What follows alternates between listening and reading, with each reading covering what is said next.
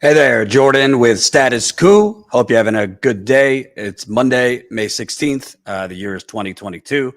Lots of important things to discuss today. Obviously, we're going to be focused heavily on the Buffalo shooting that took place on Saturday, which is just another tragic example, in my view, of rampant and exploding white supremacy in this country.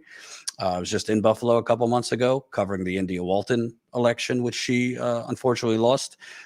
So I know a little bit about Buffalo, but I'm glad we're going to be talking to somebody from Buffalo to kind of share not only what happened there, but it hasn't got a lot of attention in the media, but Buffalo has quite a white supremacy problem itself. So we're going to do that. We're also going to get to Tucker Carlson, somebody I haven't really covered much, but we're going to talk about Tucker Carlson today because honestly, I don't really care if it loses me, people. I've really had enough of what to me is just leftist figures or pseudo leftists basically normalizing a white supremacist on who has a megaphone on Fox News. So we're going to talk about that later. Ty Bayless, for you Status Coup OGers, he'll be joining in a bit to talk about these things, who obviously was with us when we started Status Coup. So a lot to discuss. I'm delighted to be joined now by David Lewis from Buffalo. David, you run Allies for Black Justice in Buffalo. Yes. Thanks so much for joining me, man. Hi, nice to see you. Thanks for having me. I just want to read off so it gets attention. The names, Every time you the see names this logo, of the victims. think on Saturday. Aaron Salter, 55-year-old Buffalo police officer. Ruth Whitfield, 86 years old, was on her way from visiting her husband in a nursing home. Pearl Young, 77. She ran a food pantry in Buffalo. Mother, grandmother, missionary. Catherine Massey, 72. Family told her sister station that Massey took care of everything and she was amazing. Deacon Hayward Patterson, 67. Often helped drive people who needed transportation to the Jefferson Avenue store. Celestine Cheney, 65. 6 grandchildren and 1 great-grandchild, cancer survivor. Roberta Drury, 32. Originally from Syracuse, but stayed in Buffalo. Full of life, caring, happy, she was described. Margus Morrison, 52. Officers died, just said she died from her injuries. And Andre McNeil, 53. Geraldine Talley, 62. And then several injured, including Zaire Goodman, who was 20. So that's the actual victims of this carnage. I first wanted to ask you, you've been involved in activism there for a long time. I take it this is not surprising to you that this white supremacist drove to Buffalo hours to this predominantly black neighborhood. No, can you hear me okay? Yeah. All right, yeah, it's definitely not surprising. One thing that I like to point out about Buffalo is that Buffalo is that segregated. Like Buffalo, this guy apparently had the thought to come to a place where it was predominantly black people, and Buffalo was the perfect place for that because we are that segregated. Buffalo is, even our education system is segregated. Like for instance, I went to a lottery school. It was Bennett High School that I went to, and it was a lottery school. And for some reason, why I had like 16 or 17 people in the school throughout the 4 years that I was there that were something other than black. And that's a small amount of people for like an entire high school for 4 years. And it's like kids are just filtered into that school if they can't pass a certain test to get into a better situation, a better school, which would be a school in a better environment. I mean, that's what it is. So yeah, that's what I've been kind of focusing on, is like, that's how segregated Buffalo is. And that was pretty much his reasoning for coming here and doing that. And, I was in Buffalo a couple months ago covering India Walton's election, and it was pretty eye-opening. The areas that the mayor did very well were South Buffalo, which is a lot of white people, a lot of police, firefighter, that kind of thing. You see a lot of white people downtown, and I didn't see a lot of black people in those areas. Yeah. You also saw a lot of kind of outside money coming in from super PACs run by old white men Yep. in Buffalo to try and stop a black woman. Can you kind of talk about a little bit, as best as you know, kind of the history of kind of white power and white supremacy there? White power and white supremacy. Oh God, that's like the culture here. It's like, I mean, it's so bad that we even have, which makes it bad, is that we have black people that, they fold for it. Like they'll quietly support it because they're getting something from it, and that something might be a position, it might be money, it might be anything. But it's like people do it, and they do it at a public and a really big light too. I guess like one of the biggest things, like 2 years ago when we were protesting, there was the bar on Hurdle Empty Pockets that was like, it was like national news that this bar had someone outside of it trying to stab one of the protesters. She was an African American protester, or she was biracial. She was African American and white, but regardless, like the guy came out, and like this guy, he got let off. He didn't get any charges until this day, and it's like legit. Like even after that, like there was a black woman walking in front of the bar, and they were telling this woman that she couldn't use the sidewalk in front of the bar, and like. Me, I'm kind of rough around the edges, and that's why I think people like me. But what irritates me the most is that we don't have unity. Like we don't have unity within the black community to come out and make an action about these things. People might get scared, but people get silent, and they don't stand up, and they don't act. Like we don't have a big enough unit of African American or black and brown people to come together and actually take action on these things, because that bar, in my opinion, shouldn't be a bar. It shouldn't be open today. Like it shouldn't be standing open today with patrons, the same patrons, which were cops that took off their uniforms and went inside that bar and protested against us, but didn't take off those uniforms and get on our side and protest against police brutality. So, that, and I think that's what stands out in Buffalo, is that we have this bold, like a large amount of people that are bold enough to, like I said, take off their uniform and go support white supremacy in a bar, in a popular bar in Buffalo, on a popular street, on one of the main streets in Buffalo, that black and white people, that everybody uses. That we had the Italian festival, one of the biggest festivals in Buffalo. That was a mainstream festival on Hurdle. So it's like, it's just that. And then we have another thing is like, I know this is Buffalo, so if you know anything about Buffalo, do you know who Carrie Horn is? Mm-hmm. Okay, so Carrie Horn, for the people that probably don't know, the viewers, she was an African American police officer that stopped police brutality. And when she stopped the incident, the police officer that she stopped actually punched her in her face, and I think he broke some bone in her face, and she actually lost her pension. She lost her job.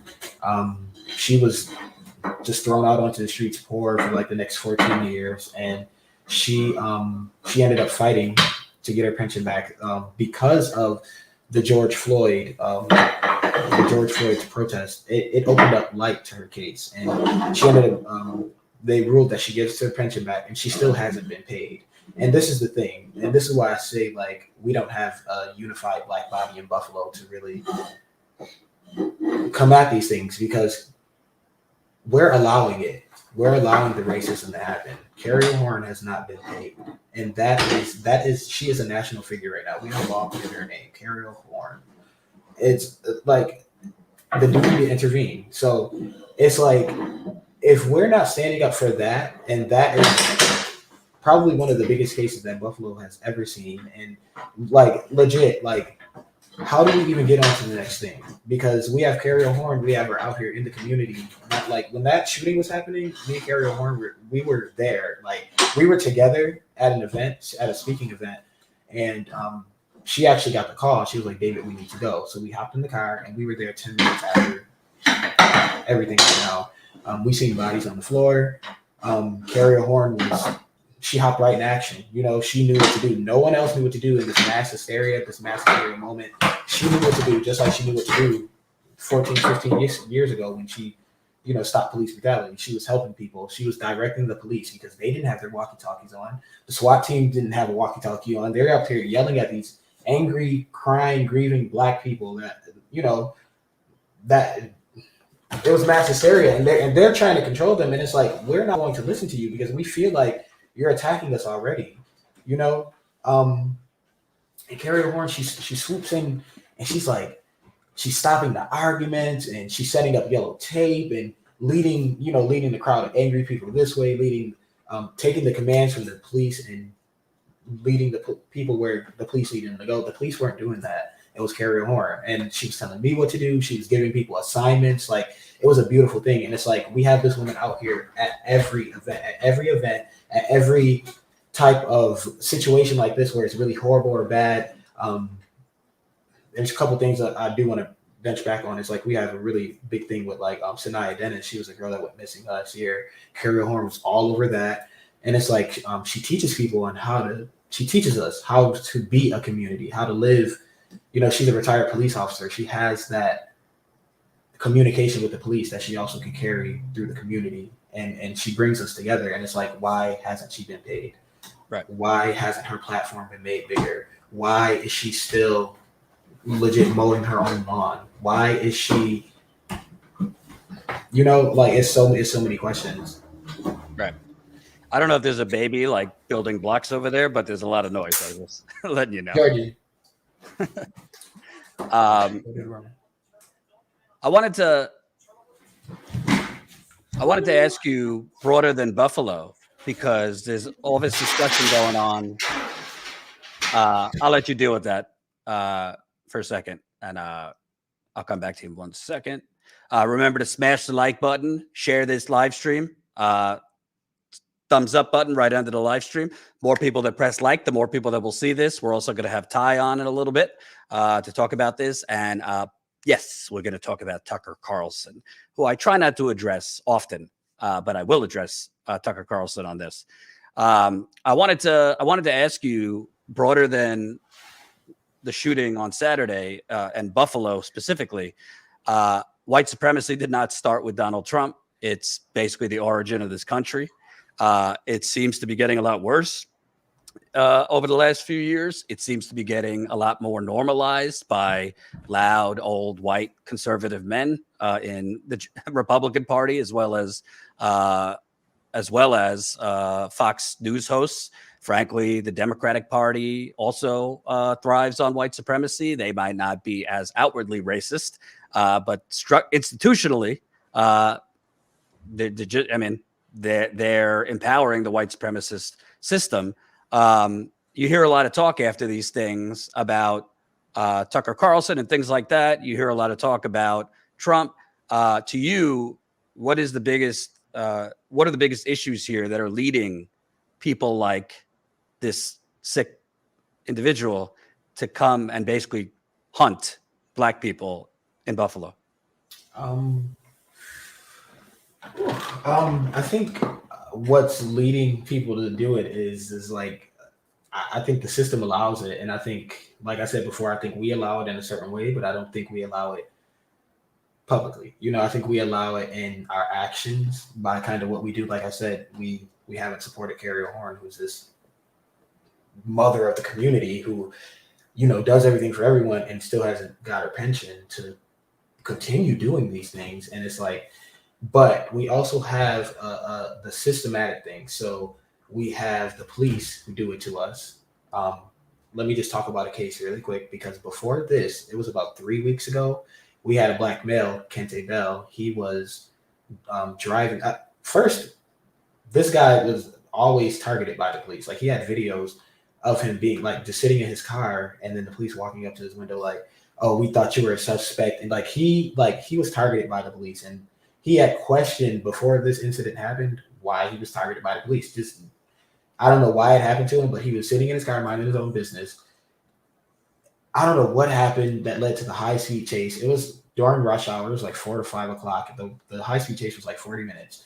The police drove this guy through I guess it was a high-speed chase all the way through Buffalo, all the way around Buffalo. It was a 40-minute high-speed chase during rush hour. And I mean, honestly, it seems like the story was made up.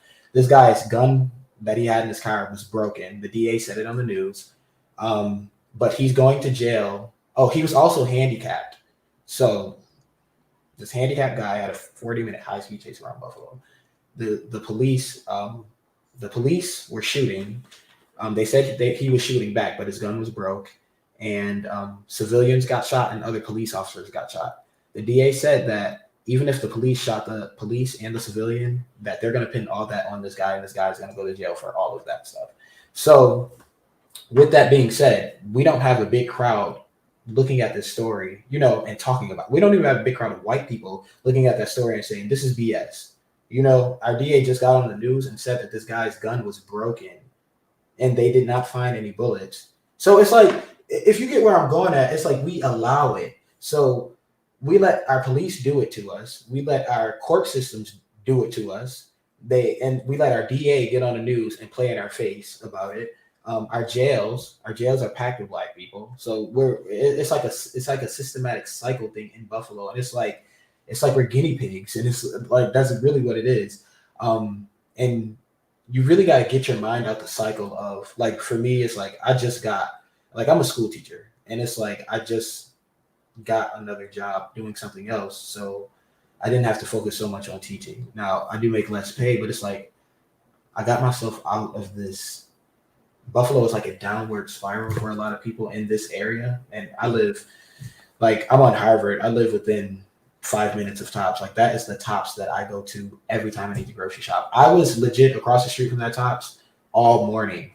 And that's why I was so close to it. I was 10 minutes away when everything went down.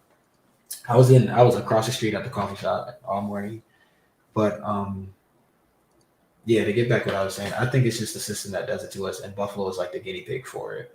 And like, living in this type of environment, you get stuck in this downward spiral that just keep going to work and go to school and do this and do this. And it's like, people like me that get out of that, it's like there's not enough of me. There ain't enough Davids. It's not enough. Like, right. Everyone's stuck in this cycle. Right. And last question. I'm not sure if you watch Fox News ever, or Tucker Carlson. I hope not.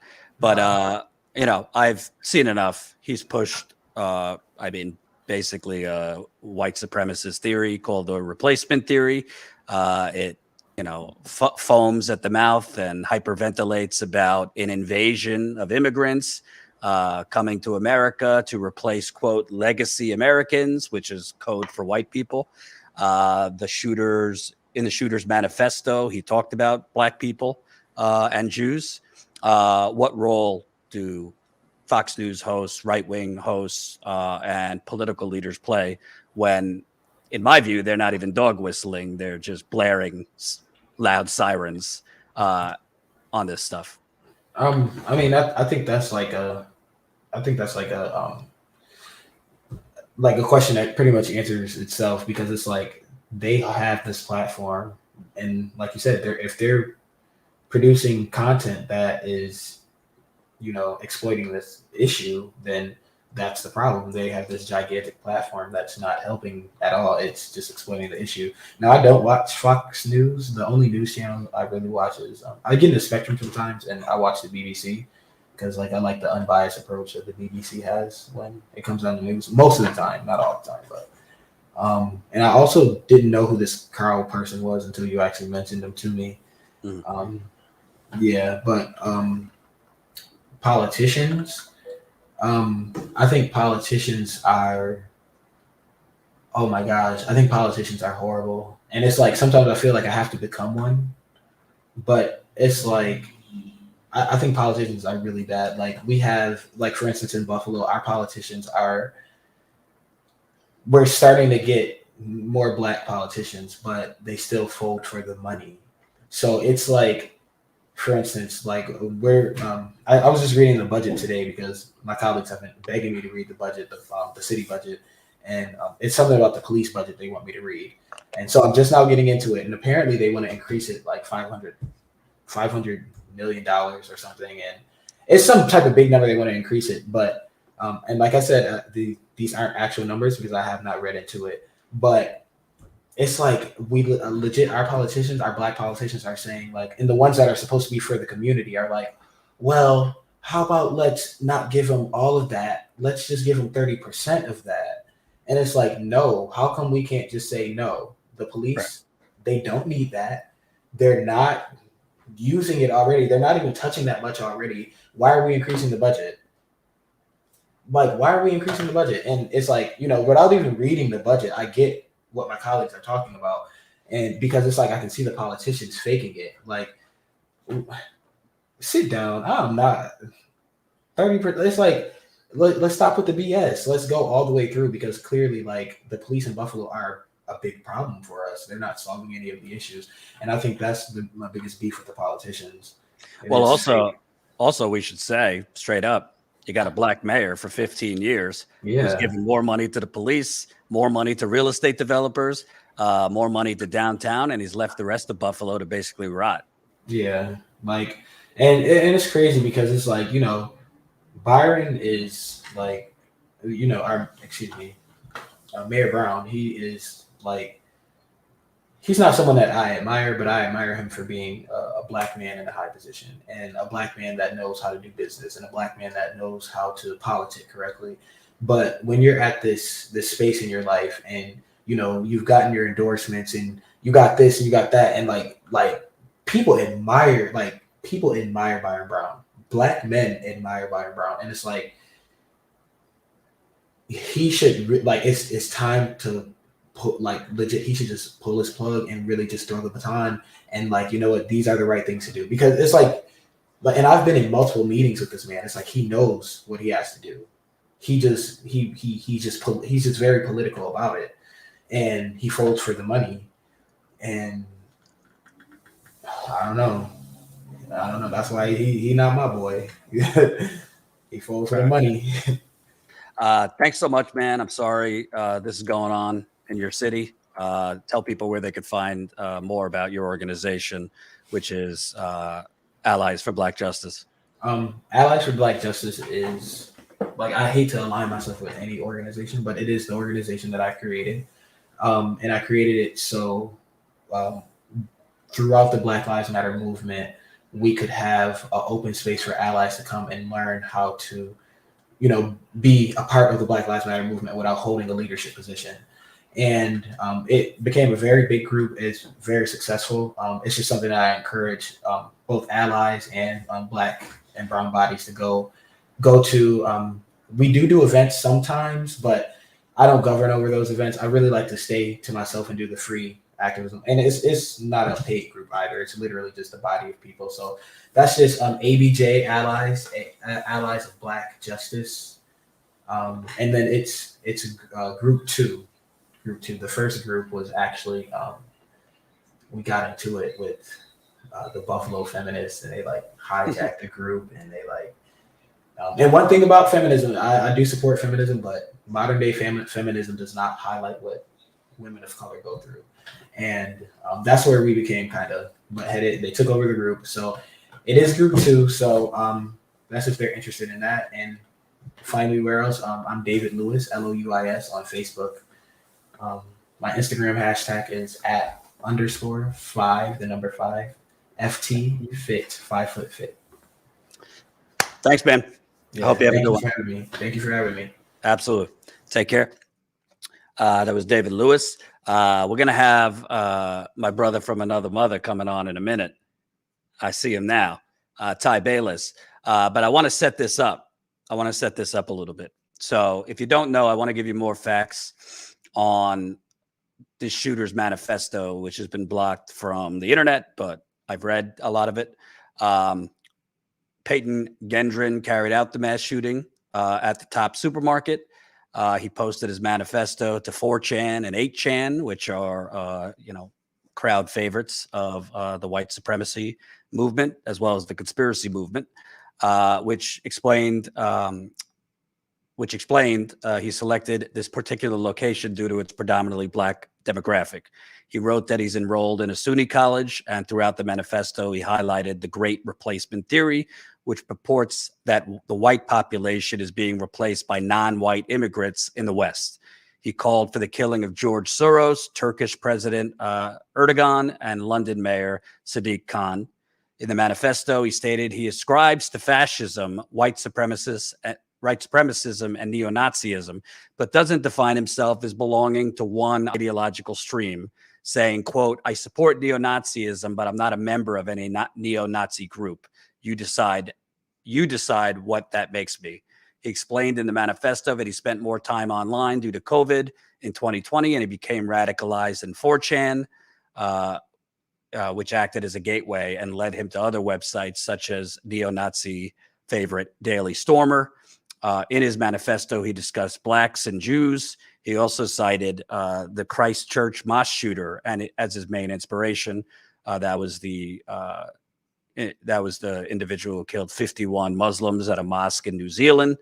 So that's some of it. But his manifesto was essentially about white replacement theory, also known as Great Replacement Theory, which essentially tries to spook the hell out of white people that they're being replaced, whether it be by black people, Latinos, you name it, other people, immigrants, etc., and stoke a lot of old people, but young people too, into thinking that America is being stolen from them. And one of the purveyors of this is Tucker Carlson.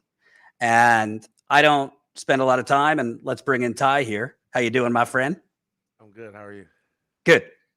Looking forward to that passion. You can hear me well? Yeah. All right. Perfect.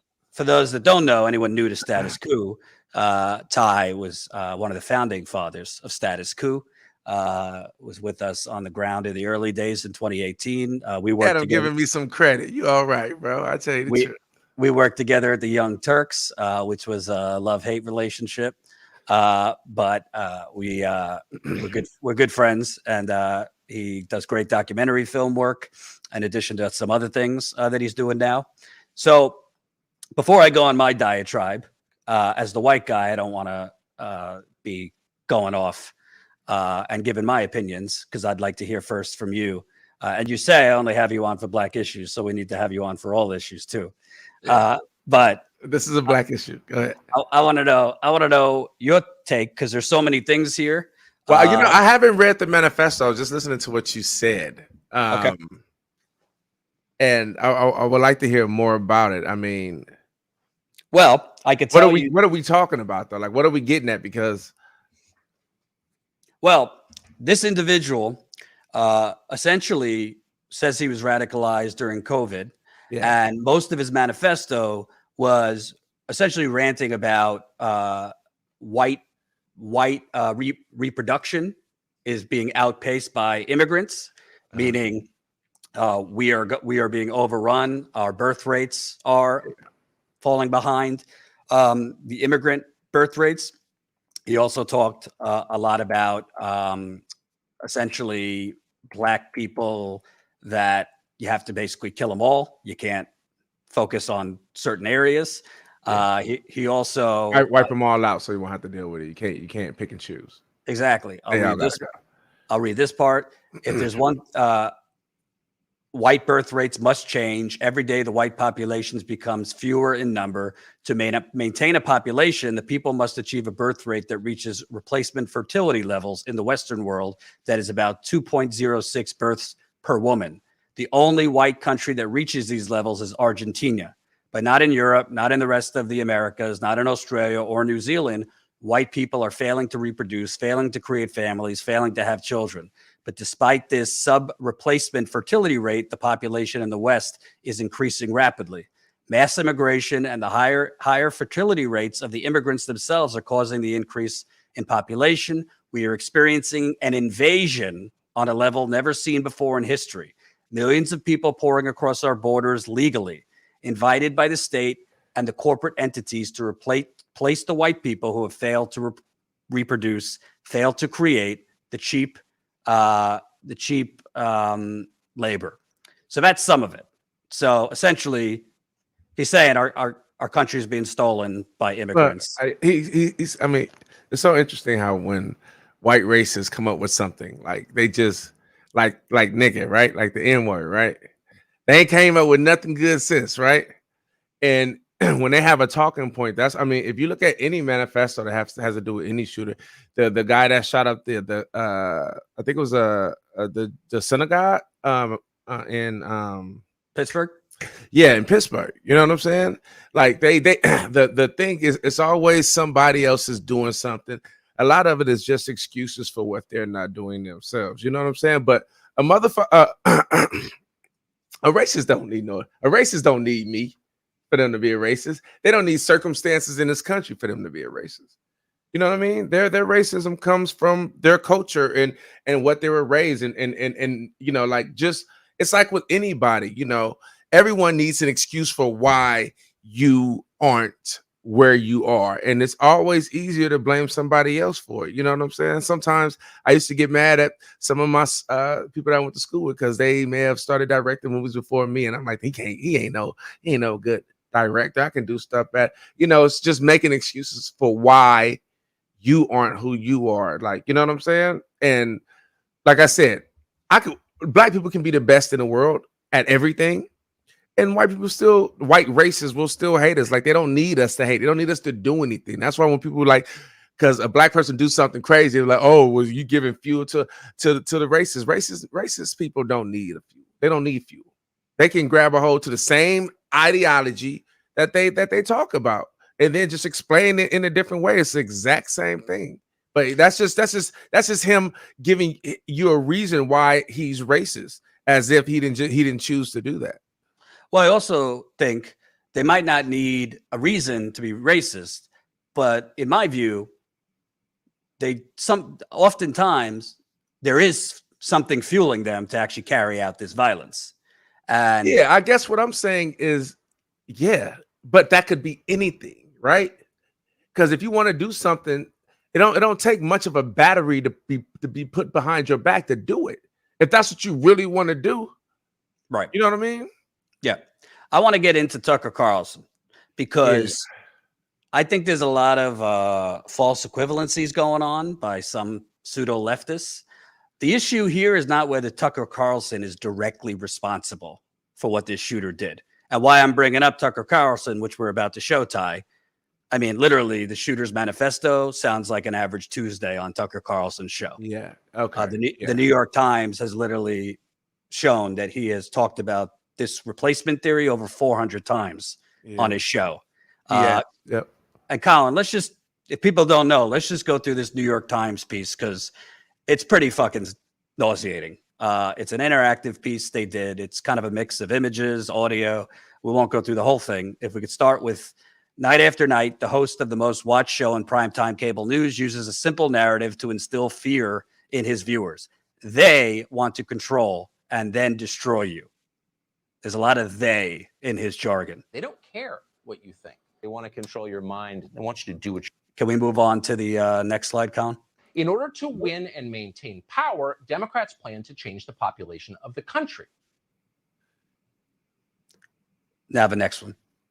This is how radical demographic change happens. I don't want to live in a country that looks nothing like the country I grew up in. They can embrace the issues the middle class cares about, or they can import an entirely new electorate from the third world and change the demographics of the U.S. so completely they'll never lose again. Democrats know if they import enough new voters, they'll be able to run the country forever. Dramatic demographic change means many Americans don't recognize where they grew up. As with illegal immigration, the long-term agenda of refugee resettlement is to bring in future Democratic voters. Illegal immigrants are the key to their power. The point is to import as many new Democratic voters as possible. The whole point of their immigration policy is to ensure political control, replace the population. This policy is called the Great Replacement, the replacement of legacy Americans with more obedient people from faraway countries.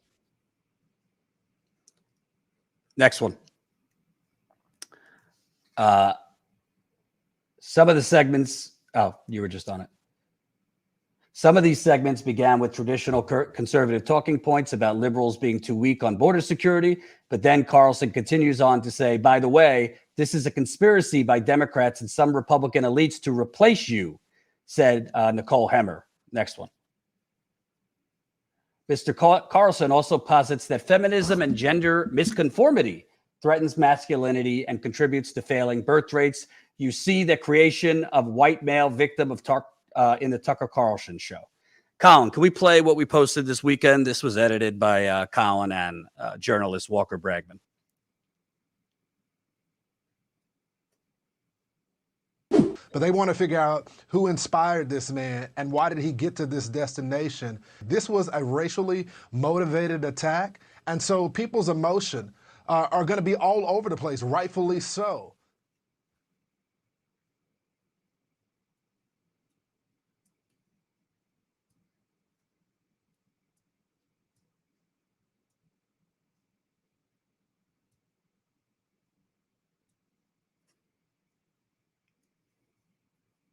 An unrelenting stream of immigration, mass immigration, wave of demographic change to change the racial mix of the country. Too much change. By giving them amnesty, and not long after that, by giving them absentee ballots. To reduce the political power of people whose ancestors lived here and dramatically increase the proportion of Americans newly arrived from the third world. The left and all the little gatekeepers on Twitter become literally hysterical if you use the term replacement. In political terms, this policy is called the Great Replacement. Shut up, you're dying, we're going to replace you. The replacement of legacy Americans with more obedient people from faraway countries. New people, more obedient voters from the third world. They don't complain, they don't file HR complaints, they just do what they're told. I have less political power because they're importing a brand new electorate. Why should I sit back and take that? They can't win re-election in 2022 unless they bring in a large number of new voters to replace the voters that are already here. We have an invasion in this country. I couldn't agree with you more. The downsides of all of this are becoming very obvious to everybody. In fewer than 20 years, the culture their parents and grandparents had built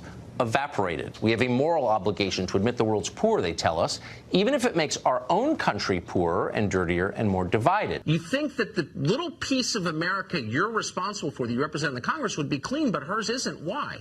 Well, part of the reason is because her district is actually one of the least American districts in the country. One rule about America is we pick up our shit. We don't leave it by the side of the road. Sorry, not allowed. We don't do that here. I want to live in a clean country. They don't want you to know that there's an option to the chaos and filth and crime growing all around us. So, by the way, he also called Iraqis primitive monkeys years ago. So why I bring this up, to be clear, because I think a lot of people, including Glenn Greenwald, who I'm going to get to in a bit, are trying to basically do this whataboutism and false red herrings and kind of jujitsu and change the topic. This isn't about whether Tucker Carlson is directly responsible for what this kid did. He's not directly responsible, okay? Tucker Carlson was not mentioned in the manifesto. So let's get that out of the way. It's not about whether he's directly responsible. Is that what Greenwald is trying to like? Oh, wait till we read Greenwald's long, unreadable piece.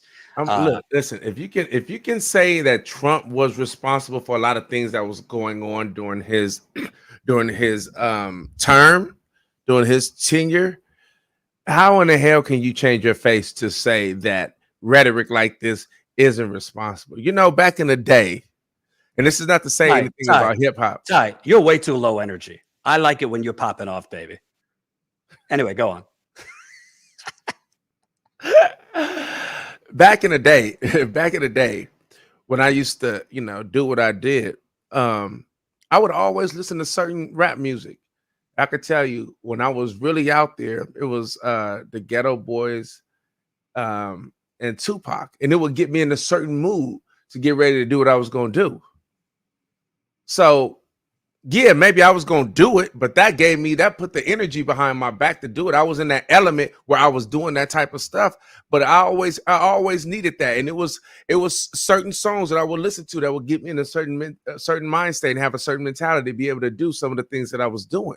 So you can't say that someone's constant rhetoric and talking about this thing and these people listening that doesn't play a major part in them saying, fuck it, I'm doing it. Just like old boy with Pizzagate. Only thing you got to do is put that. Once you put that out there, that idea out there, that's all you got to do. Everybody else gonna do everything else on their own.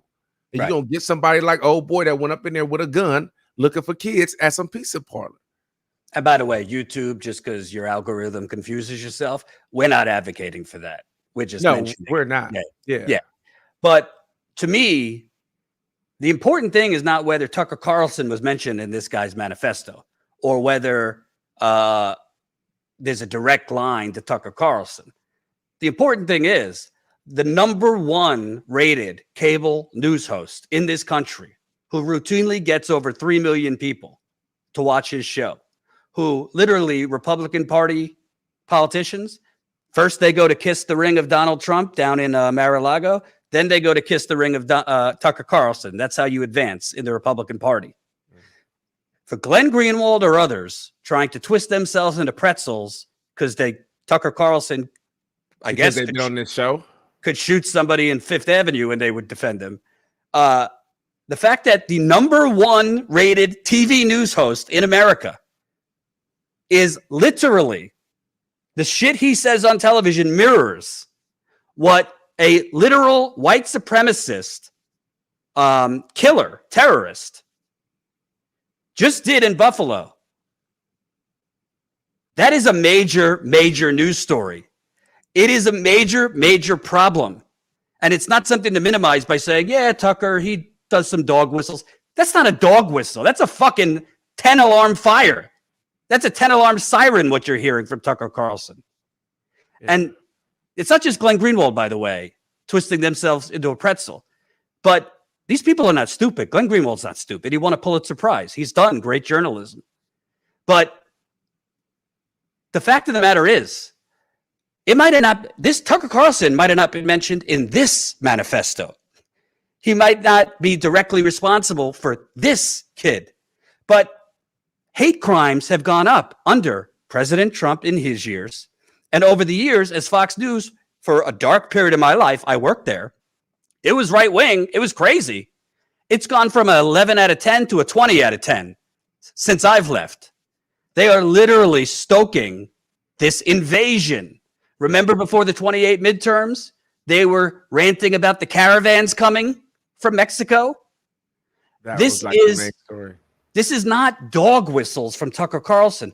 This is literally intentionally stoking people's fears, knowing that some people might carry out violence because of it. Knowing that for sure. It's like throwing the rocks and hiding your hand. Like he knows for sure that there's people that's going to grab a hold to this and something can happen out of this. Outside of, this is entertaining and this is what people want to hear. No, he knows that there's some people that's going to take action because they really, really, truly feel that way and he can manipulate them. You know what I mean? Right. And by the way, to this, hold on, that wasn't it. To this, unless you want him censored, what's your point about Tucker? This isn't about censorship. Free speech does not mean you shouldn't be held accountable for your speech. Free speech doesn't entitle you to endless profit. He's not entitled to, all the advertisers that are complicit by advertising on his show, all the guests that go on there. I'm not calling for him to be taken off the show, but you don't get a pass when you literally are tossing out. I mean, not even racist dog whistles. You're talking about invaders here. Yeah, look, and the other thing is, put aside the morality of it. Put aside the morality. He's not correct. First off, when an immigrant comes here, it usually takes about 8 to 10 years. Oh, yeah, exactly, bro. That's what I'm saying. That's the part. Like it's not like he's telling the truth. He's lying. He's manipulating everyone. But you know what? Another thing is, free speech is free speech. But you know what else is free? Somebody's response to your free speech. Just because it's free speech don't mean there's going to be no consequences. And some people are willing to lay it all on the line. So he don't need to call us when they come to his house and they harassing his family because he's saying something that's offended somebody else. I'm not saying this right, but I'm saying you can't control people's response to when you offend them, when you hurt them. Yeah, it's free speech. And everybody got their own freedom to respond to it, whether they go to jail or not. And a lot of people are willing to lay it all on the line, just like that guy that did what he did because of the rhetoric that Tucker Carlson and a whole lot of other people spew. Right. Like you can't control someone's response because it's someone on that other side that can match that energy. Right. And I also want to address people, and Ty, you know this because you traveled with me for years. Yeah. I want to address people who say, "Oh, Jordan, you're making it bigger than it is." Like, people don't actually pay. Like, it's mostly old people that watch Tucker Carlson, and like white supremacists aren't being inspired by Tucker Carlson. Yeah. I have gone around the country for 7 years. So to the people who sit in the studio, God bless you. I have literally interviewed at this point probably a couple thousand people in 7 years. Yeah. I'd say 50 or 60% of them have been right wingers. Some were nice people, and they're not racist. They're just misinformed. I've met. If there's a superstar on the right wing, it's Tucker Carlson. You may not know this, but if you go on the road and see, they all listen. They all love him. And by the way, they love Bill O'Reilly, who was doing the same exact shit before Tucker Carlson, before he got canned for all the sexual harassment and shit he did. So this isn't first with Tucker Carlson. This was Rush Limbaugh, Bill O'Reilly. They were all doing this in different shades. But I'm to say that Tucker Carlson doesn't influence the thought or behavior or actions of his viewers. When I interview right-wingers at Trump rallies, at Proud Boys, this and that, I would say 70% of the time what's coming out of their mouth, you could track back to Tucker Carlson, Fox News, right-wing radio, Breitbart. And by the way, you could say the same thing on the left. It's all talking points. You can tell because you got motherfuckers in different states saying the exact same thing. These motherfuckers don't know each other. It's all coming from Fox News right wing, more than just Fox News, but it's all the same rhetoric. And if you're trying to say that it's not, then you're not even being honest. You don't want to have an honest conversation because being honest, now you can say you agree or disagree with them, but to try to say it doesn't have any influence, get up out of here, man. Knock it off. Well, let's start talking about honesty because I mentioned the aforementioned Glenn Greenwald. And, I might lose people for this. He's got a cult following. I don't really give a shit. If you want to unsubscribe because I'm going to call out Glenn, go ahead. Glenn wrote. They don't. Maybe they're upset too. Glenn wrote. I mean, I couldn't read the whole thing because it was so poorly written. Glenn wrote to me. He must need back surgery for twisting this badly into a pretzel. He wrote. After this Buffalo shooting, I'm not reading the whole thing. Colin, can we put up the part I sent you? Glenn wrote, though it does not actually matter for the purposes of assigning blame, it is utterly false to claim that Carson's ideology, including on replacement, is the same as or even related to the views expressed by the killers in Buffalo or New Zealand. Indeed, in key respects, they are opposites. Both Tarrant, the New Zealand shooter, and Gendron, the Buffalo shooter, targeted citizens of the countries in which they carried out their murder spree. They justify doing so on the ground that any non-white citizen is automatically an invader, regardless of how long they have been in the country or how much legal status they have. Quote, it would have eased me if I knew all the blacks I would be killing were criminals or future criminals. But then I realized all black people are replacers just by existing in white countries, the Buffalo shooter wrote. To claim that Carlson ever said anything remotely like this or believes it's just an outright lie. Indeed, with great frequency, Carlson says that the priority of the U.S. government should be protection of and concern of American citizens of all races. Tarrant and Gendron believe and explicitly say that any non-white citizen of a European country is automatically an invader who must be killed and or deported to turn the country all white. Carlson believes the exact opposite, that the proper citizenry of the United States is a multiracial and that Black Americans and Latin Americans and Asian Americans are every bit as much as a U.S. citizen with all the same claims to the rights and protections as every other American citizen.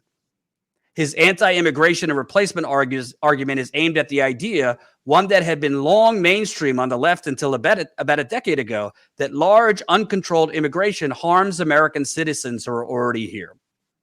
I don't even know where to start with that, Ty. First of all, go ahead. It bothers me when someone tries to be too empathetic. Like when they try so hard that they start saying dumb shit. Like it seems like, oh, that's not it is- empathy. That's not empathy. He's trying to keep his meal ticket, which is Fox News and Tucker Carlson. But go ahead. well, I that's what I think. Like since he's been on the show and he's felt like at least Tucker Carlson has an ear for a different type of thought, like they've become somewhat allies. But it seemed like him sometimes when you try to protect someone so much, you go too far. Like just because he doesn't write verbatim what Tucker Carlson says doesn't mean that it's not influenced by Tucker Carlson. Are you crazy? And you smarter than that. You know that. That's why I think it's either BS or you trying too hard to have this what do they call it? This diverse school of thought because of council culture. You just want to make sure nobody get canceled. So you're like overly just putting a 2 on a 10 with it. Like no one has to verbatim write his manifesto and what Tucker Carlson say. The energy is there, period. You trying to tell what Tucker Carlson thinks? Are you crazy? Well, that last paragraph, I can find videos of Tucker Carlson talking about blacks, talking about Asians specifically. Well, even also, way back in the day, the whole, y'all can leave if you're not happy. Well, I also have to say, what's amazing to me here, what the fuck does Glenn Greenwald think that who does Glenn Greenwald think Tucker Carlson is talking about when he says legacy Americans? You think Tucker Carlson is talking about Mexicans as the legacy Americans? You think Tucker Carlson is talking about Thai? You think Tucker Carlson is talking about, I don't know, LGBTQ people? If your country is not looking like it was when you were younger, what does that mean? Right. Because it ain't never looked black. My problem with Fox News has never been that it's a conservative propaganda outlet. It's that it pretends that it's not. And my problem with Glenn, just come out and say, listen, as I've gotten older, my views have changed. I have a more conservative viewpoint. I still care about, spying and all this shit, but I'm more conservative. Stop do we need to say it though? Because that's what he's doing in his writing. I mean, if you want him to say it, that's just for your own. Like he don't have to say it. It's right.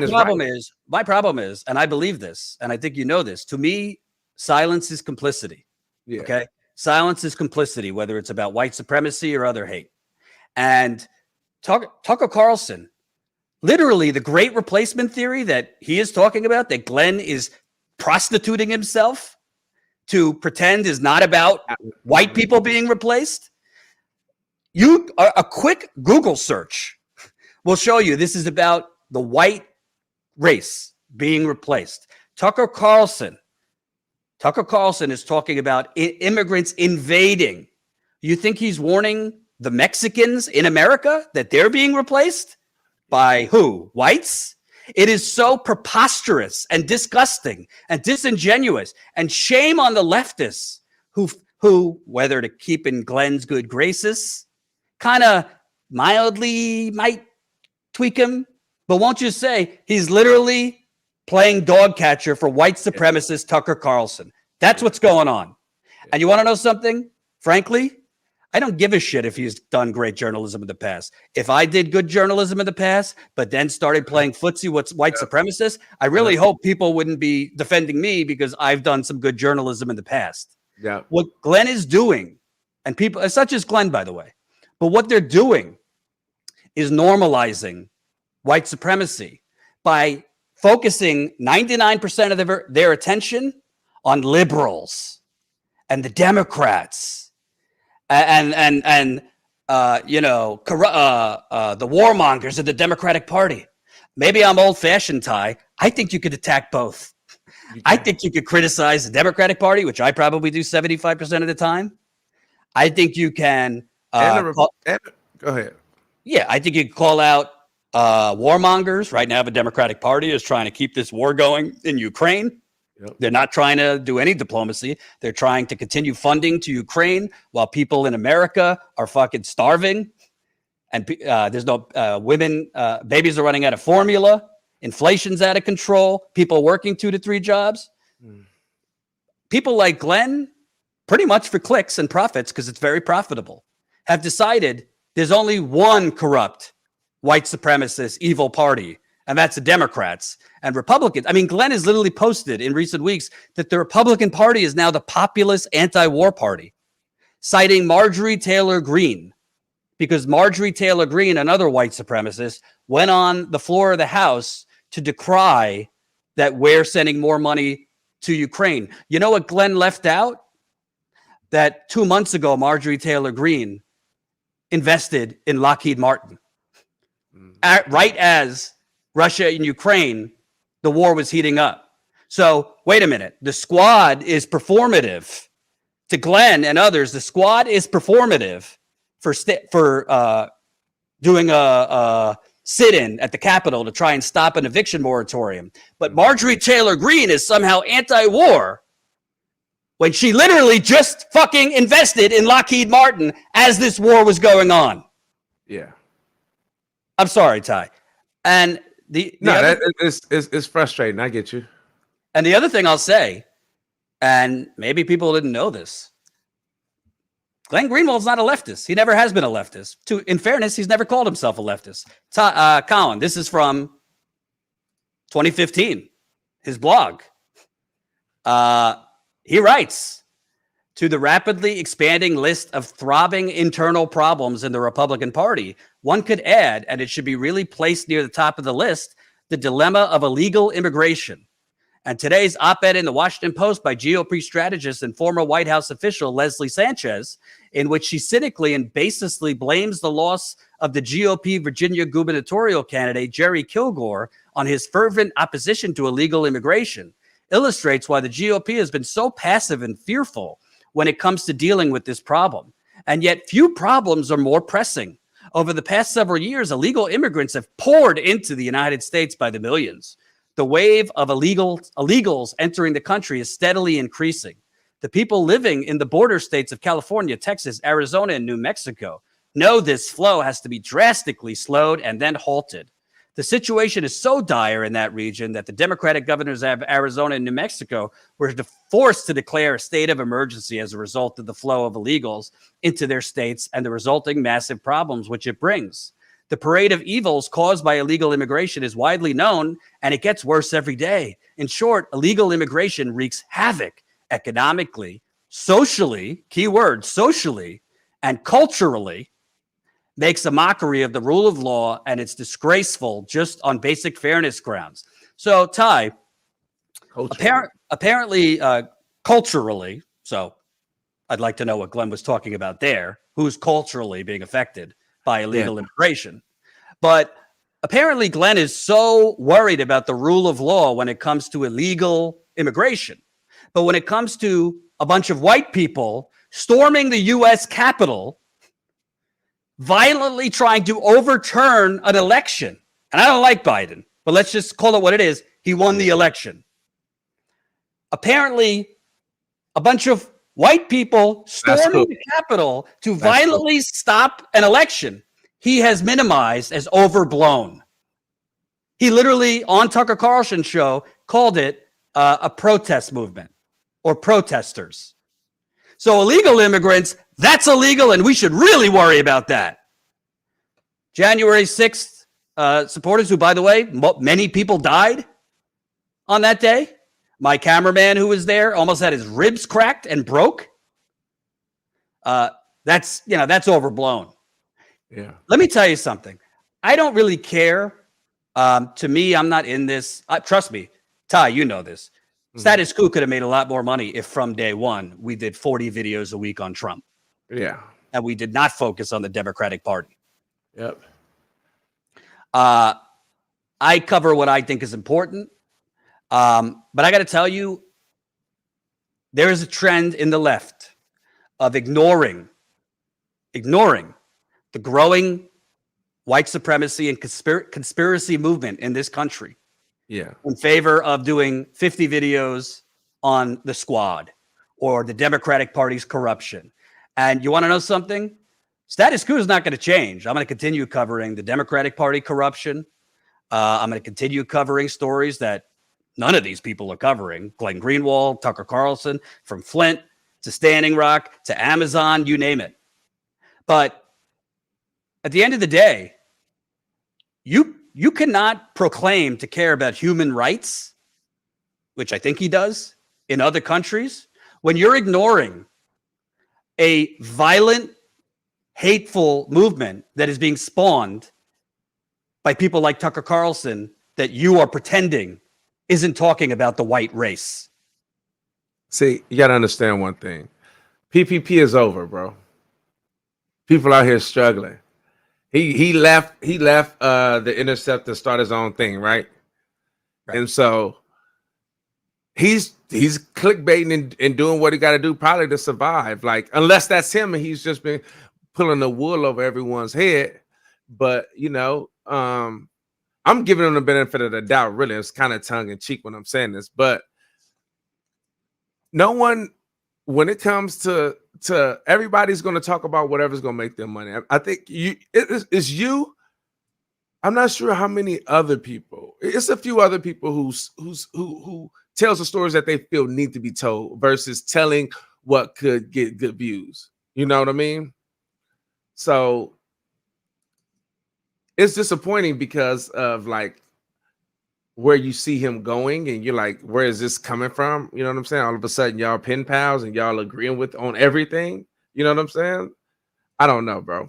No, to me, whether it's Glenn Greenwald or anyone else, you cannot trust people intellectually when on every single thing, every single controversy, every single scandal on Tucker Carlson immediately comes to his defense. Yeah. That's not, people don't do that. No, that's not honest. No, they don't. That's what I'm getting at. I'm saying, like, they're gonna compromise. I hate to use the word morality, you know what I'm saying? Morals, I think are very subjective. There's no more, but whatever values that it seemed like he had publicly, it seems like he's going against those for something that is more I don't know, friendly. No, he built a Substack, and when he goes on Tucker Carlson, he gets millions of viewers to then sign up for his Substack. He also, you know, has private security guards, which are very expensive in Brazil because he has had death threats due to his journalism. I don't know Glenn Greenwald. Full disclosure, when I was at the Young Turks, he and I spoke before I was fired. We were talking about me possibly joining the Intercept. It didn't happen, but there was an interest. At that time, I liked him. But to me, this is not just about Glenn Greenwald, and I want to just address leftists, period. Because I saw other things to me that were just wildly concerning. There's this pattern on the left to just change the topic or deflect onto something totally unrelated or whataboutism. And the perfect example, and you might not know about this, Ty, literally a white guy drove over 3 hours to kill a bunch of black people in Buffalo. And because in his manifesto, he had the black sun symbol in his manifesto, which is a symbol used by neo-Nazis all around the world.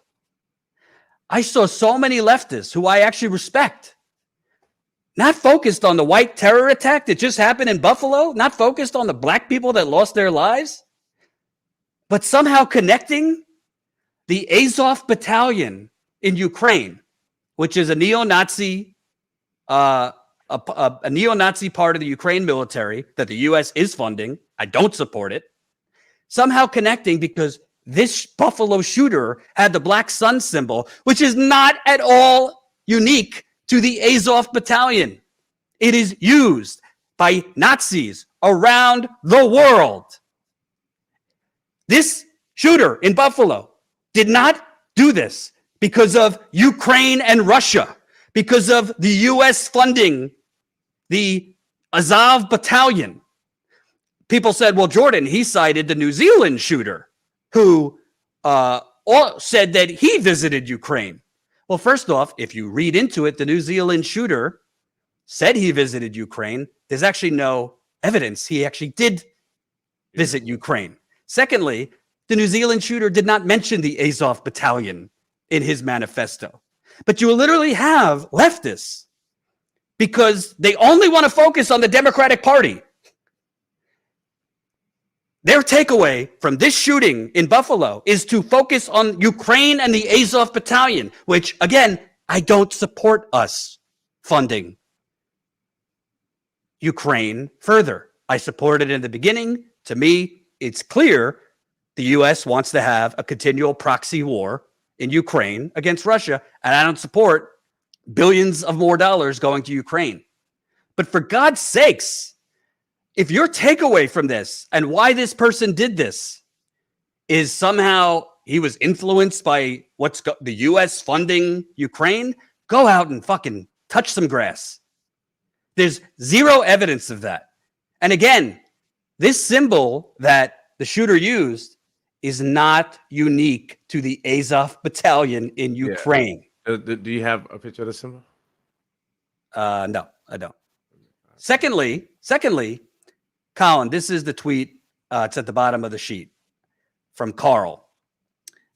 In the manifesto, the shooter writes, there are well-known enemies of our nations who must pay for the disgusting attacks upon our race.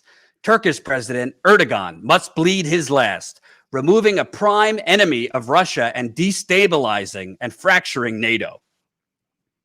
The shooter literally in his manifesto was talking about fracturing NATO and putting in pro-Russian sentiments. The Azov battalion is not trying to fracture NATO. The Azov battalion is fighting Russia. My point in all this, Ty, is, you know what, Ty, remember when we met, I said to you, in 2016, when I was on the road, I had a cameraman who had done some documentary filmmaking on white supremacy. Yeah. And that cameraman and I, who I respect, he did great work, who kind of got into it sometimes because he kept saying to me, you're focusing too much on Hillary Clinton and her corruption, and you're not focusing enough on the white supremacy threat that Trump is pushing. And I kept saying to him, well, what can I report or offer that is different than all these other channels that are focusing on Trump and his white supremacist rhetoric? What can I say that's different? And you know what? Looking back, I still would have covered Hillary Clinton critically. I wasn't going to only focus on Trump. But you want to know something? I think the sign of intellectually honest people is when they acknowledge they were wrong. And you know what? I was wrong back then not to cover Trump a little more. I was wrong then not to be screaming like I am now about the hateful things he was saying back then. Not because even if I was saying it like other channels were, you can't normalize this kind of talk. I'm not calling to censor Tucker Carlson, but when you minimize and normalize white supremacism, how do you think the Holocaust happened? How do you think other genocides happen? It's when people say, oh, yeah, it's abhorrent, but... I mean, they're trying to censor drill music right now. Like, they want to censor hip-hop, but they don't think this is influencing anything. They don't think what Tucker Carlson has been saying. Like, every manifesto that came from either a white-wing person or some mass shooter, they mirror the same type of rhetoric. In any type of literature that they write or any type of post that they put on IG or anything like that or on Facebook, it's always the same exact thing. And it's coming from the same exact people. Absolutely. Remember the guy that was sending bombs to people's homes? They found in like Florida? Mm-hmm. Same thing. And by the way, Ty, important comment. What? Who's the bald-headed guy? He looks like Charles Barkley. Ty gets. I've been getting that my whole life. I feel like I look better than Charles, though.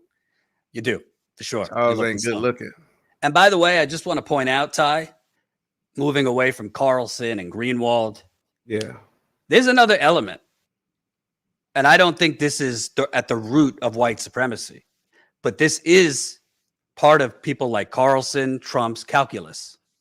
There's an economic frustration in this country. And this is, in many ways, how Adolf Hitler was able to come to power in Germany. Mm-hmm. Germany was destroyed after World War I. Its industry was destroyed. There were bread lines. People were economically desperate. And when you're economically desperate, that's breeding ground to start looking around and blaming someone. Mm-hmm. And when you have, whether it's Tucker Carlson, Donald Trump, or you name it, when you have autocrats masquerading as populists A lot of people get radicalized that way. A lot of people aren't. Yes, because a lot of people are desperate. They're losing their homes. They lost their jobs. You're absolutely right. Yeah. And I made a point when I interviewed Trump supporters in 2016, 2020, and I would ask them, especially the ones that frankly seemed pretty racist to me. I made a point of asking them, how's your standard of living compared to a couple years ago? You able to have a good life, a good middle-class income? There was a large chunk of people who said, I voted for Bill Clinton.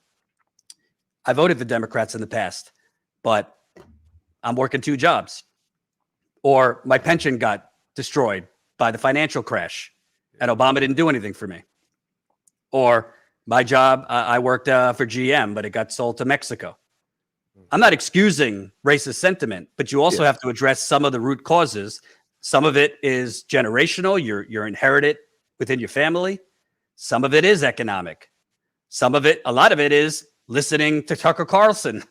And I mean, there's a lot of different factors. It's not any one thing. Am I missing anything, Ty? So I think you're absolutely right, bro. And I think that's one of the pieces that people are always forgetting about.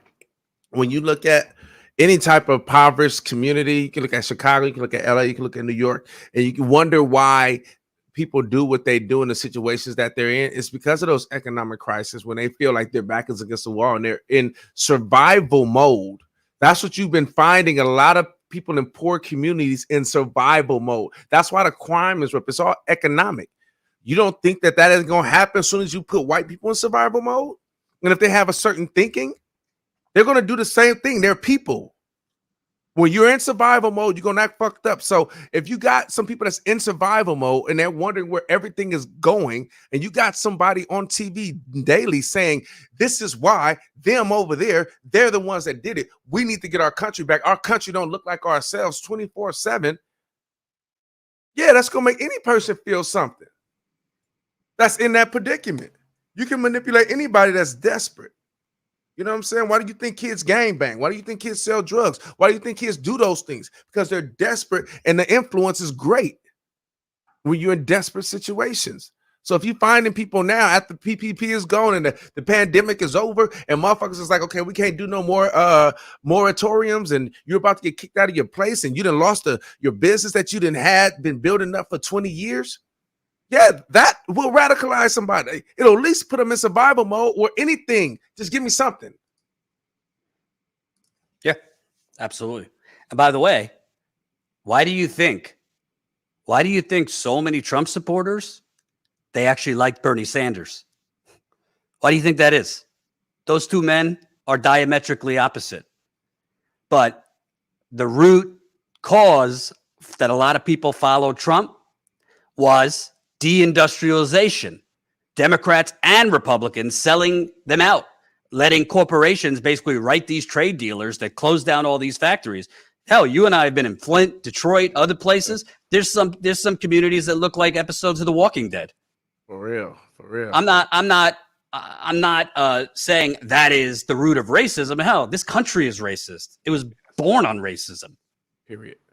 I mean, but the white supremacy movement, basically Trump and Tucker Carlson, what they're doing is ringing the bell and making what used to be more, I don't want to say closeted, but people were more careful to act on it and portray it, ringing the bell that you could come out now. Yeah, come on. Say what you want. And for leftists that are pretending that Tucker Carlson is anti-war, Glenn put out last week. Yeah? Why? He was for the Iraq war. He was for the Afghanistan war. Was he against Libya? Was he against Syria? He would love war with China. Oh, because he's against war with Russia. So because he's right on one thing, let's ignore all this other shit. Let's ignore him calling Iraqis primitive monkeys. Let's ignore all of this vile, xenophobic, racist, white supremacist jargon he's tossing out at 8 o'clock at night. Let's ignore all that. It's crazy. I'm not a team red guy or team blue guy. I know a lot of people think, "Oh, Jordan, you're sheepdogging people in the Democratic Party." As I always say, you do what you want. Vote for whoever you want. Yeah. You don't have to vote for a Democrat. Just because I go to cover an election that a Democrat is running, I'm covering what I think is important. And most of what I cover is not elections or the Democrats or Republicans. But I don't think people think that, though, because I think if they look at you and they listen to you, they know even though you're left leaning, you say what's right is right, what's wrong is wrong. You don't argue for a team. You argue. Oh no, there's people that are so turned off by the Democratic Party that even if Jesus ran as a Democrat, they wouldn't vote for Jesus. So they get mad because I even bother covering Nina Turner's election. Stop trying to get people to vote for Democrats. Listen, vote for whoever you want. True story. I didn't vote for Hillary Clinton in 2016. I didn't vote for Trump either. Do you know how many people in my life would not talk to me? True story. In 2020, I voted for Biden, not because I wanted to, but because unlike most of these dipshits in a studio pontificating, I was out there. I was at these rallies. Yeah. And it went, from what I saw, it evolved from 2016 to 2020. 2016 was more like a carnival act. 2020 was more like a white revival party. And I felt I'd rather deal with Joe Biden and the enemy that I know, Wall Street, neoliberalism, than fucking Trump, QAnon, and Rudy Giuliani. Yeah. And possibly, by the way, Trump kept saying he was joking. You really think if Donald Trump was reelected, he wouldn't try and stay in office past 8 years? You really think that? By the way, Glenn's not covering this. Glenn's not covering this either, because, you know, why bother? Literally, Republicans all over this country right now are removing state election officials that certified the election for Biden. They are removing them. Secretaries of state, other election officials, they are removing them and putting in Trump loyalists. Why do you think they're doing that? Could it be that in 2024, if Trump runs again and loses again, well, if the people who run elections in state by state are MAGA heads, I'm not fear-mongering, but you don't think it's out of the realm of possibility that they will not certify the election, whether it's for Biden or anyone else? And don't get it twisted. I'm not here hoping Joe Biden gets reelected. I think the Democratic Party, frankly, is emboldening Tucker Carlson and Trump by not offering people an alternative. A lot of people get sucked in to Tucker Carlson and Trump and this white supremacist and replacement theory for exactly what you and I were just talking about, Ty. They're not getting any help from the people in government. Period. And yeah, they're in survival mode. When you're looking for any answer because you're not getting the right ones, you're not getting the ones, you're just losing everything. When people get desperate, you know what I'm saying? Desperate people do things that you may not agree with. You know what I'm saying? And I understand that because I've been on one side of it. I've been on my side of it. I don't think like a racist or anything like that, but I understand desperate people and I understand what'll happen when they're back, when any person's back is against the wall and they don't have the things that they need. They're gonna go get it. Absolutely. Period. And if you're thinking like these people are doing, this is where it's at, and those people are doing it, you're gonna go attack those people. You're going to go attack blacks, whites, immigrants. If I'm poor and I'm in a poor community, he over there selling drugs. We can come up on here. Okay, I'm going to get him because that's where the money at. Because my circumstances and push me where I'm about to go rob him and take what he and then do whatever else to win. Right. It's because my back is against the wall. Before then, I wasn't thinking about robbing nobody or doing nothing like that. But now I'm desperate. I don't know how I'm gonna feed my family. I ain't got no job. So now my back is against the wall. I'm looking for any answer. Oh, this is what we gotta do. All right, what's up? I'm with it. It's the same thing. If you're a person that's desperate, when you get in that situation, your actions is going to be based on the environment that you're in. And if it's a racist environment and that's what people around is spewing, that's what you're going to jump into. Right. And by the way, again, the important point isn't whether people like Tucker Carlson is directly responsible.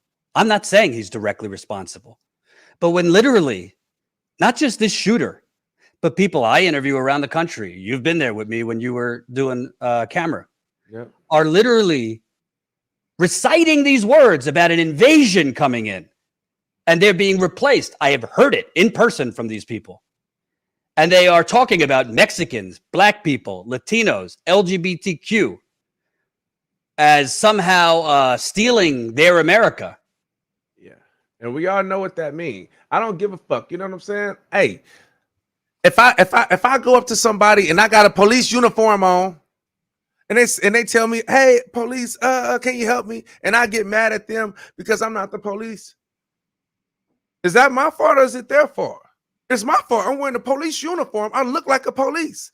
So if you spewing racism and you doing these little dog whistles and you saying this little slick shit that you think ain't nobody understanding, but the people that need to understand, and we're all getting it, what else do you want me to call you? You know what I'm saying? And if you're saying you're the highest ranking, highest rated news outlet, and you got the top show on your network, why am I not saying that you got something to do with it, that you play a part in it? What's wrong with that? You do. Like, motherfuckers be too scared to like point shit out and say when somebody wrong. Right is right and wrong is wrong. Period. And also, Ty, I want to know what you think about this. There's not just one strand of white supremacy. There's Tucker Carlson, which we talked about. Yeah. There's also corporate white supremacy. Corporate. I was just about to say that. Yeah. The Rachel Maddow. Yeah, that's the slick white supremacy. That's the under the radar white supremacy. That's the shit that you really can't. It's a systematic thing. You really can't point at. It's not nigga. You know what I mean? Well, MLK, what did he say? You know, the greatest threat is the white liberal.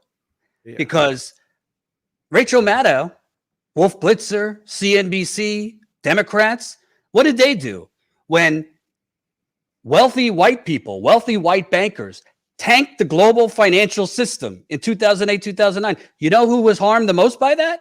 Black and brown people. Yeah. You know who the highest foreclosure rate was in America? Black people. Yeah. What did they do? They covered it for 5 minutes. They said, that's too bad. But, you know, we got to bail them out, right? Yeah. And then they started blaming him like, well, why would you sign something that you knew you couldn't pay off? Right. Like it got real crazy. When there was a sea of homes, particularly in Florida, being foreclosed on, Obama was president. He didn't do shit about it. Did they challenge him on that? Did they say these people shouldn't be thrown out of their homes and made homeless for the illegal acts of wealthy white people? And by the way, who was preyed on by those banks the most with those crappy loans? Black and brown people. Yeah. By the way, after George Floyd, when Citibank and Wells Fargo and all these banks put in their window, Black Lives Matter, did they change their predatory lending practices on black homeowners, charging them higher interest rates? What do you think? It's just we just following the trend. You know, the trend don't even last so long. Yeah, we'll put a flag up when you come up to our website. You'll see Black Lives Matter. You want some M&Ms, something like that. But it's never genuine. You know what I mean? They don't never talk to the board and be like, this is one of the things we need to start fixing and making that one of the board's issues. They don't do that because that's when you really get stuff done. Because the board is all about money. You know what I'm saying? But if you make racism a board issue, then it'll be more of an issue for the company. But they don't want to do that. They're just following the wave. Right now, this is what's happening. Right. And also, Ty, because you've been covering some of the Amazon stuff with me, is Rachel Maddow and Wolf Blitzer and Morning Joe, of course, Fox News we know doesn't give a shit, but these Democrats, right? They're so concerned when black people are rioting during these Black Lives Matter protests and smashing windows and all that. They don't seem concerned when Jeff Bezos is basically running a sweatshop with mostly black and brown workers. And I've been there when I've covered literally workers being pulled off on stretchers due to the heat in that warehouse. They don't seem concerned when mostly black and brown workers at this warehouse in Staten Island are sleeping in their cars because they're homeless, even though they're working at the world's second wealthiest man's company. So violence for them is black people banging on windows and lighting some shit on fire after another one of them have been massacred and assassinated by police. Yeah. Mm-hmm. But the corporate state, that ain't violent. Well, look, brother, I don't know if you know or not, but AWS controls our entire infrastructure for cybersecurity in the United States. So they're not going to be talking about. He won that's Amazon Web Services. Yeah, Amazon Web Services. Yeah, he won that contract. That's why he bought a house like right in Washington D.C. to get that contract, and they got it. They not that obviously you got Democrats and Republicans that don't say much about him. That's why AOC probably this. She like, you know what I'm saying, once she got in good with the crowd and started, you know, understanding what was going on, this was probably why she was hesitant. You know what I mean? Like, that dude is running stuff. Ain't nobody gonna talk. I mean, what? His Obama's press secretary is like the one of the executives at Amazon right now. No, she's going to MSNBC. No, I'm talking about. Oh yeah. Obama's former press secretary. Yeah, you're right. Yeah, the guy. Yeah. So he got that job. He got that because he won the contract in Obama's term. So I know that was probably a part of it or whatever. No, they're not going to talk bad about him. It's all in their best interest. I think that the thing that makes all this stuff that we care about an issue, a lot has to do with independent journalism and Twitter, where other people have a voice and they're making it. Like, these issues we probably wouldn't be talking about if social media wasn't the way it is now. Right. The news wouldn't be talking about this. You know what I mean? This would be something that would have just been happening on the skirts that we would have never known about unless we was working at Amazon. And Amazon would have not just dominated, but they would have trapped it, shadowed it, and no one would have heard of it. And everybody that had a problem with it would have been fired, and they would have hired new people. It would have been over. You know what I mean? Absolutely. You know, I could go on for days, but the last thing I'll say, listen, at the end of the day, white supremacy doesn't affect me. That's the truth. I'm a white person. I'm I've never been like, I didn't grow up rich, but I didn't grow up poor. I've never been profiled. But I've every now and again he changed his last name to Johnson so he won't seem Jewish. Is Sheridan a Jewish last name? I think it was shortened from something more Jewish somewhere. When my family immigrated here, but he tries to hides his Judaism from the public. This is my message to leftists, and I'm a public figure. People could criticize me. You don't have to agree with every opinion I give, whatever. But at the end of the day, I think I made a mistake in 2016 that I didn't scream a little bit louder about Trump. That doesn't mean I was going to not cover the Democratic Party corruption. I covered Hillary very critically. I was pumping out those emails. I remember you just didn't want it to seem like clickbait. You wanted to be what the thing was. I think the reason that you fought against it, as far as I remember, you was fighting against it because everyone was on that topic, and there was just so much other stuff that was going on that wasn't getting no notoriety. Right. And so you just leaned further towards like Flint and things that you felt like were important stories that had to do with people. And you was like, everybody's talking about Trump. Why do I need to talk about him? You know what I mean? Because you were thinking more of, because every now and again you would bring up his racist tropes and what it's doing to inspire certain people to do certain things. You did bring that up a lot, but you lean more towards the stories that you felt that was as important as Trump being in the White House and somebody having their feelings hurt. Right. And, but at the end of the day, I think if you are a leftist, whatever that means to you, don't only focus on the Democratic Party corruption. Yeah. It might be good for clicks. I'm not saying that's why people are doing it. It is good for clicks to bash the Democratic Party. But if you are only focusing on one piece of white supremacy or one piece of corruption or one piece of the warmongers, and you're basically saying to yourself internally, well, it's not breaking news that the Republicans are racist or this or that, so why bother?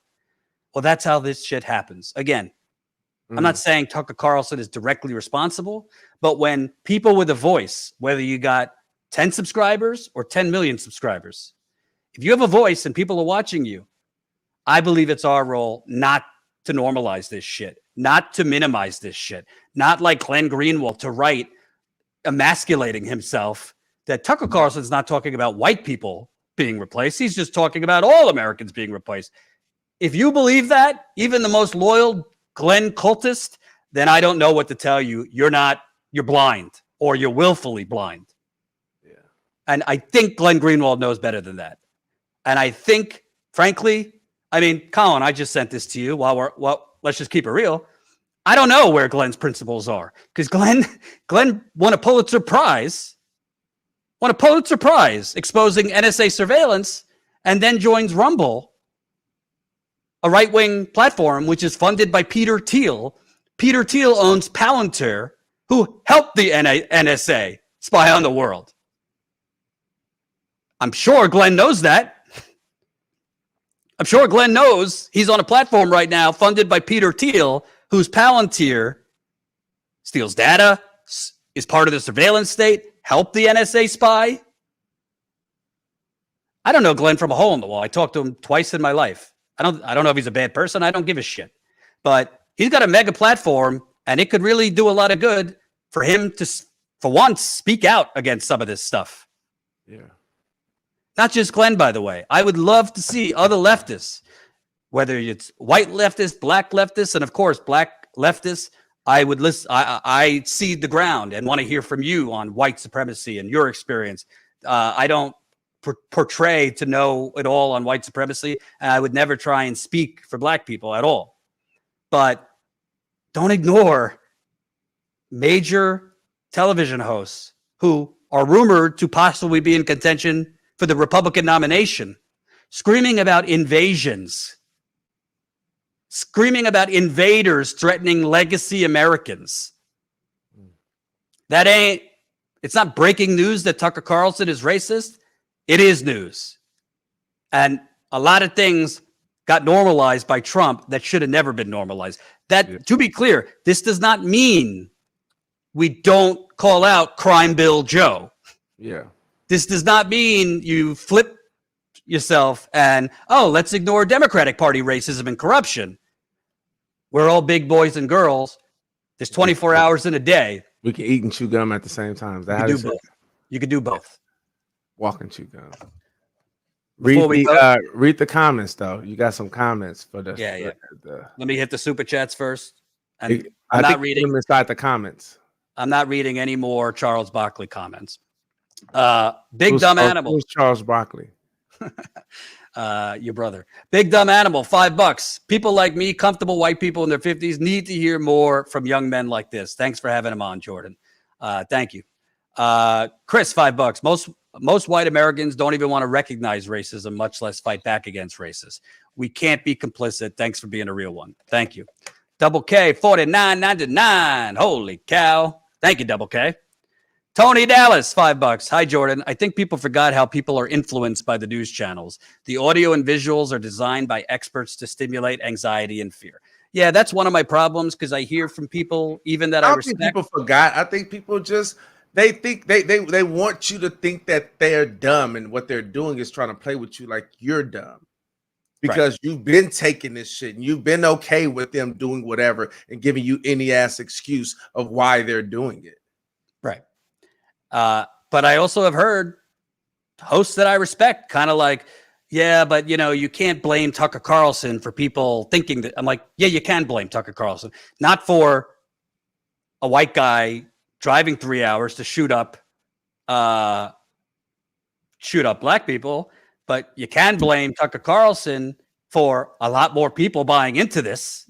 You can blame Tucker Carlson for a lot more people, white people, thinking that, oh no, it's not the Democratic Party and the Republican Party that fucked you. They're not the reason you're working 3 jobs. They're not the reason you have no health care. They're not the reason you're being evicted during a pandemic. It's Mexicans. It's Muslims. It's black people. It's transgender people. That's if we don't need to blame Tucker Carlson, then just don't blame nobody when somebody show up at his house. You know what I'm saying? Because that energy you put out, like I said, there's going to be a matching energy that's going to come with that. And I don't think you can just say anything to anybody. I think one of the issues is that people ain't been slapped enough anyway. That's why they feel like they can just say anything and do anything and nothing happens. They can just argue and that's it. You know what I'm saying? Stuff don't happen like that where I'm come from. Like you gotta stand on the words that you say or something to happen. That's why people don't just be popping off at the mouth and saying little, trying to be an instigator, trying to throw a rock and then hide their hand like they ain't do nothing. Like Right. it's some people out there that can match your energy on the other side of it, and you ain't gonna like it. Because I think some people came at his house before, and I'm not advocating nobody go to his house, but I'm saying that's what this type of energy bring though. I agree. Truth Bear, $5. The failures of the left are what lead to the rise of right-wing fascists. Chris Hedges predicted all this in Death of the Liberal Press. Yes, to a certain degree, you're right. So does economic misery, economic frustration. That's not just a failure of the left. Let's not pretend the Republican Party hasn't played a major role in deindustrialization, globalization, jobs being sent over offshore, corruption in this country, politicians being bought off. The Republicans are just as corrupt as the Democrats. It's not just the failure of the left. Double K, another $49.99. Holy cow, Double K. Double love to you. Thank you. Tony, $5. Jonathan Haidt wrote about this in The Atlantic. These platforms are designed to promote extreme positions. Extreme left or right dominate. It's toxic. I agree. Yeah. Truth Bear, another $5. Jim Clyburn hurts black people more than Tucker Carlson by shilling for Biden. I'm no fan of Jim Clyburn. I agree, Jim Clyburn. But, you know, black people have agency. I mean, listen, the black people that follow Jim Clyburn, they have their own minds, and they, like I said, Jim Clyburn ain't never said nothing that's gonna inspire somebody to go shoot 9 black people. Ain't gonna inspire nobody to go in a church and shoot black people. Cut it out, knock it off. Don't do that. You know what I'm saying? It's a whole lot. He doing some messed up shit, and we don't like how he moving, but they ain't in the same category. Don't do that. I mean, Jim Clyburn is certainly hurting black people by being the biggest recipient of. Yeah, I think economically and stuff like that, but influencing violence, knock it off. Yeah. Jordan, thanks for having Charles Barkley's son on. He was great. Come on, people. Ty is better looking than Charles Barkley, and I would say tell him about it, man. Yeah. Before we go, anything you want to say? You want to promote, prop up? Nah, not right now. Not right now. I miss y'all. I'll probably be doing Friday. Oh yeah, happy hours and haters. Yeah. Yeah. I think you're gonna have a special guest on there. Yeah. I'm gonna need a high energy version of you. I want you popping off. Oh yeah, nah, we good. I just came off a long weekend. That's all. Okay, long weekend it is. Before I go from a serious topic to a more comical one, Colin, if you have the video, we here at Status Coup are actually looking to lighten things up a bit, diversify a bit. So this is open mic. We're looking for some comics to do some stuff on Status Coup. It could be where the video at? I don't see nothing. Well, I'm about to play it. Could be a little stand-up hour. Could be shorter videos. Let's play the video. Hey, it's Jordan with Status Coup, and this is a bit of a casting call for open mic. Status Coup covers a whole lot of stories that the corporate media covers up: corruption, injustice, protests, activists. But you know what? It could sometimes get downright depressing. That's why we want to start providing more laughs. We're looking for political comedians and satirists who can do live comedy shows on our channel or shorter, more polished content. The world is your oyster. You could do riffs off of corrupt politician speeches, impersonations, or whatever the hell you think would be funny. It could be politics, pop culture, or everything in between. We're looking to really get some new eyeballs to our channel so that they could laugh. If you think you have what it takes, email us at info@statuscoup.com, examples of your comedy, and we'd be happy to talk to you. You look a lot thinner in that picture. A lot homeless. That was a couple of weeks ago. Was that a couple of weeks ago? You looked way thinner in that. Well, thank you. You was like, we're having an open mic. You grabbed the mic. I'm like. By the way, this IFB is really a pain in my ass. Why? It's always going. It's always loose. You're not clipping it to your collar, bro. I am clipping it to my collar. It's clipped to your collar right now. Yeah. Well, you're not. What's probably happening? Does it move on a thing or does it stand still like this? The clip part. Yeah, it's clipped. No, but does it clip on the string part? Does it move or does it stay still? I don't know. Because that's what'll happen if it's broke where the clip part is not on a wire, then your wire is just going to be going through it. Like the clip part's supposed to hold that still, and then that's why you clip it on there, because when you go there, it'll just, because that's why you got the little wire for it to stretch. Probably have to look at it when I don't know if y'all know, but I did this whole studio and did everything. You did. FYI. Oh, by the way, I don't know if you know, it's going to take a while, folks. Colin set up a camera for my dog. So first I got to get the dog trained in front of the camera to sit down here in her bed. But we're going to have a Millie cam. Where does she normally sit, though? Where's her comfort space? Upstairs. Well, you can set the camera up upstairs and you'll still be able to get it. Really? Yeah. Huh. You should talk to me, bro. Yes. You can do an NDI without having to run a wire all the way down to the basement, and you can NDI that image to you. Yeah. All right, because we're definitely going to have to get the dog involved more, and I might have some other announcements coming up in the near future. Yeah, it's a cat coming. Cat coming too. That's all I got, folks. Thank you for watching. Be back at it tomorrow, and make sure you watch the other videos that have been posted, and make sure you consider signing up as a member. StatusCoup.com/join. You definitely have some trips planned for the near future. Become a member, StatusCoup.com/join for as low as $5 a month. Take care.